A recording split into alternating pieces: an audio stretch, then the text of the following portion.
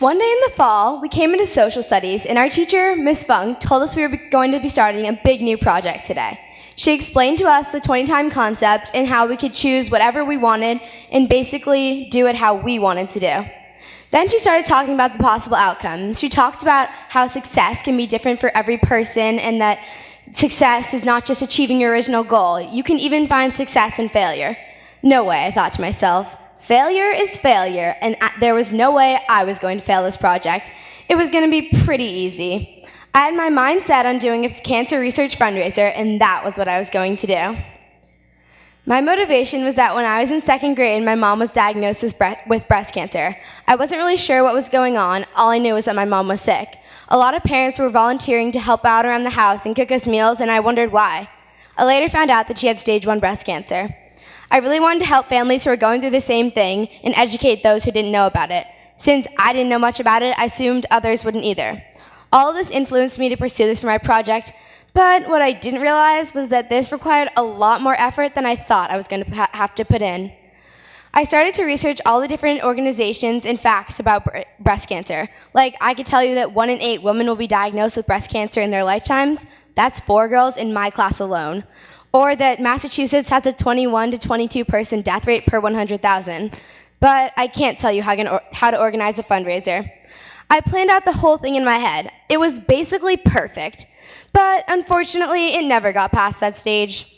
At the end of the year, it was time for a 20% time reflection. As I sat on the couches with my friends and talked about what we had done for our projects, I realized that I had really not done much.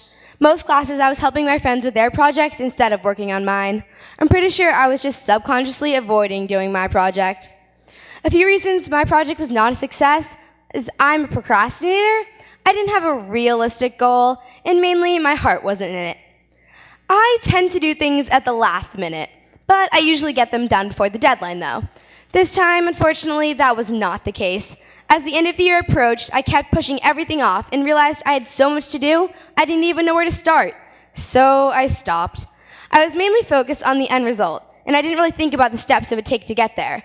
I didn't think that you'd have to find food, find a venue, find drinks, find entertainment, and figure out what exactly was going to happen at this event. I tried to plan out my project, but I kept getting distracted by everyone else's.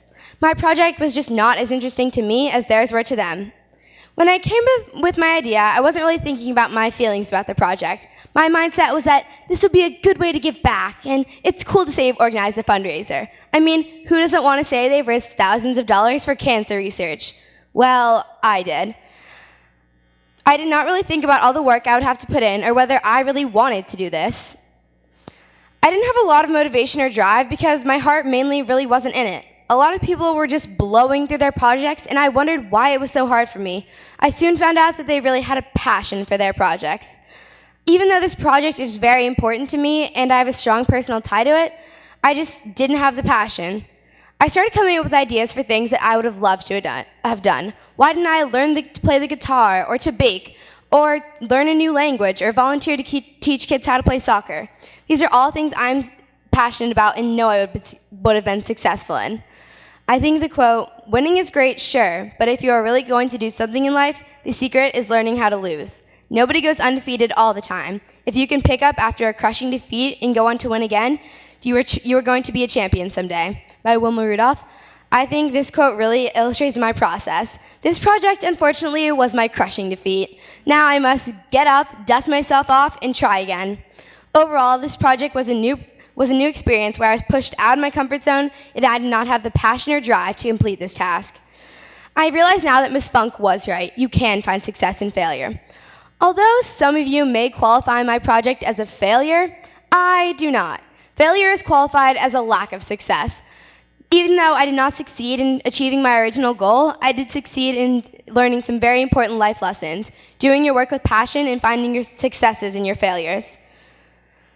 It also showed me when you're given an opportunity to do something you love, take a step back and make sure you are doing this because you want to do it, not just to say you have done it. But surprisingly, I'm glad I chose this topic and that I failed.